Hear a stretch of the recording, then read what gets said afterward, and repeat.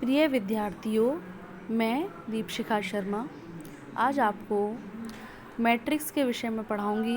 अभी हमने मैट्रिक्स का योग एवं बाकी एवं गुणा सीखा है। अब ये गुणा कैसे होता है इसके कुछ उदाहरण और हल अपन करेंगे। पूर्व में भी अपन एक उदाहरण हल कर चुके हैं अपनी वीडियो में। अब नेक्स्ट उदाहरण हम हल कर रहे हैं। तो यहाँ पर दे रखा है ए मैट्रिक्स है 2 3 -1 1 3 -2 4 2 1 3 -2 1 और वी मैट्रिक्स है 1 2 -2 0 3 5 1 2। अब इसका जो आयाम है वो है, इसमें ए मैट्रिक्स में सबसे पहले देखते हैं 3 पंक्तियां हैं और 4 कॉलम हैं, है ना। तो 3 × 4।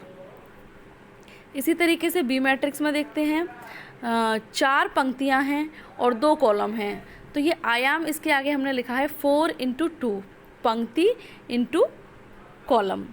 अब यहाँ पर गुणा करने के लिए हमारी शर्त थी कि प्रथम मैट्रिक्स का कॉलमों की संख्या और द्वितीय मैट्रिक्स की पंक्तियों की संख्या समान हो। तो यहाँ पर प्रथम मैट्रिक्स के कॉलमों की संख्या 4 है और द्वितीय मैट्रिक्स की पंक्तियों की संख्या 4 है, अतः यहाँ पर गुणा संभव है। अब यहाँ पर जो आंसर आएगा वो आएगा 3 × 2, प्रथम मैट्रिक्स की पंक्ति इंटू द्वितीय मैट्रिक्स जो बी है उसके कॉलम के रूप में आंसर होगा 3 × 2 आयाम का।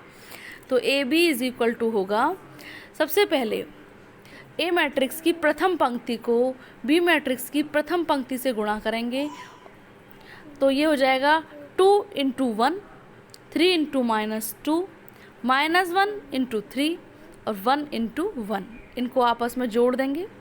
इसी तरीके से दूसरी पंक्ति है ए मैट्रिक्स की 3 -2 4 2 और इसको पहली पंक्ति से गुणा करेंगे बी मैट्रिक्स की से, तो ये हो जाएगा 3 × 1 -2 × -2 प्लस 4 × 3 प्लस 2 × 1।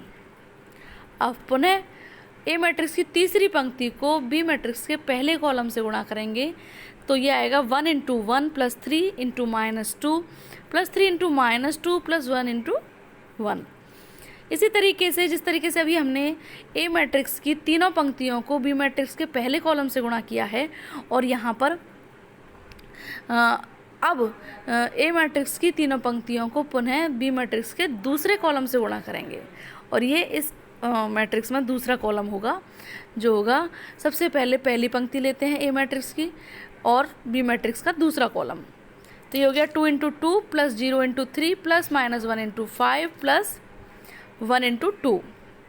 इसी तरीके से दूसरी पंक्ति है ए मैट्रिक्स की और दूसरा कॉलम है बी मैट्रिक्स का 3 × 2 -2 × 0 4 × 5 2 × 2। इसी तरीके से तीसरी पंक्ति है ए मैट्रिक्स की, उसका दूसरा कॉलम हो गया 1 × 2 3 × 0 -2 × 5 एंड 2 × 1। अब इनको आपस में हम हल करेंगे जोड़कर और गुणा करके, तो आंसर आता है -6 1 21 30 -10 -6।